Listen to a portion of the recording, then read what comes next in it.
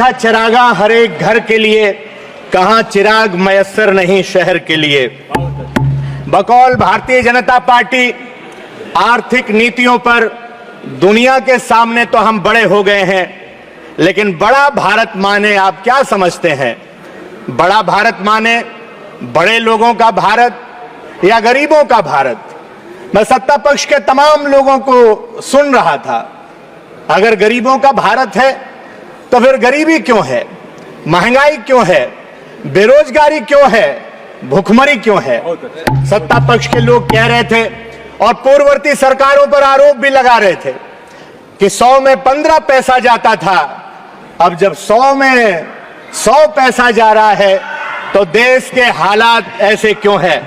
सभापति जी, देश के अंदर 8 करोड़ लोग इनकम टैक्स देते हैं और 8 करोड़ में लगभग 10 लाख लोग ऐसे हैं जो कम आय वर्ग से संबंधित हैं, जो अपनी आय का 15.22% हिस्सा इनकम टैक्स के रूप में, अपने घर संबंधी खर्च के रूप में, खान पान में 18 से 20% हिस्सा खर्चों पर कर के रूप में आम आदमी चुकाता है।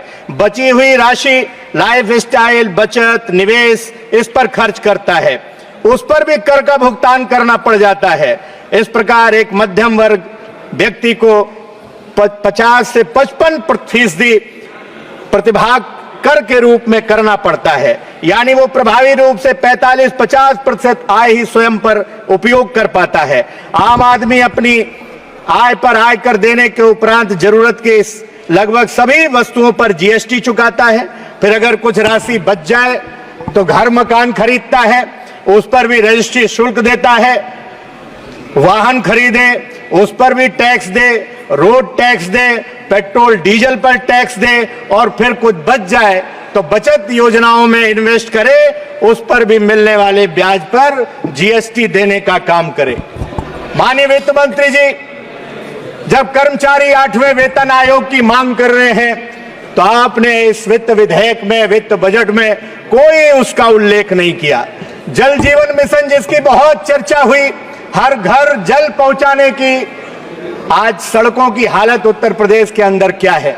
जो माननीय अखिलेश यादव जी ने सड़कें बनाई थी जनेश्वर मिश्रा ग्रामीण सड़क योजना के अंतर्गत, आज गांव की सारी सड़कें जल जीवन मिशन वालों ने खोद करके डाल दी और वो सड़क दोबारा बनाई नहीं, उसमें वही मिट्टी भर दी है, कई दुर्घटनाएं हो गई।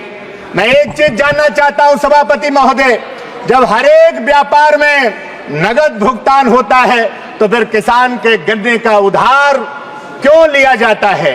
क्यों नहीं किसान जब गन्ना देता है तो उसको तत्काल उसका भुगतान कर दिया जाता है? आज राशन कार्ड के लिए लंबी लंबी लाइनें ई वेरिफिकेशन के नाम पर कंप्यूटर सेंटर पर लगी हुई है। किसानों का शोषण किया जा रहा है, गरीबों का शोषण किया जा रहा है, मजदूर का तो अंगूठा घिस गया है माननीय सभापति जी। अब उसका ई वेरिफिकेशन कैसे होगा? सरकार को इस पर भी सोचना चाहिए। स्वास्थ्य बीमा कार्ड की बात यहां स्वास्थ्य मंत्री जी कर रहे थे, लेकिन आपने कह दिया कि जिसके परिवार में 6 लोग होंगे उसी का कार्ड बनेगा। इस पर भी कभी सोचने का काम कर दीजिए। शिक्षा मित्र उत्तर प्रदेश के अंदर आत्महत्या कर रहे हैं, क्या उनको मानदेय नहीं बढ़ाना चाहिए? आपका नहीं परमानेंट कर सकते अदालत के चक्कर की वजह से, तो उनका मानदेय बढ़ाने का काम कर दीजिए।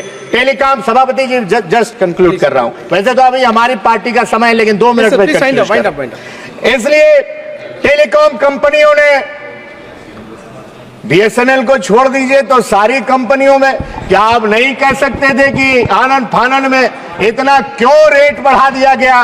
मैं उस रेट को वापस लेने की मांग करता हूं। सभापति महोदय, पुलिस ड्यूटी के 8 घंटे किए जाएं और पुलिस को भी छुट्टी देने का काम किया जाए, ये मैं मांग करने का काम करता हूं। आपदा में अवसर लगातार आपका नारा सुनने को मिलता है, इसीलिए आपने जीवन बीमा और स्वास्थ्य बीमा में प्रीमियम लगा करके प्रीमियम पर 18% जीएसटी लगाने का काम कर दिया। माननीय सभापति जी, आर्थिक सर्वेक्षण में से स्पष्ट है कि देश में मांग सृजन होना चाहिए, इसलिए कृषि, ग्रामीण विकास, एमएसएमई तथा मैन्युफैक्चरिंग पर बिना ध्यान दिए ये संभव नहीं है और पेट्रोल डीजल पर भी जीएसटी के दायरे में लाने का काम करना चाहिए, जिससे आम आदमी को कम से कम राहत मिल सके।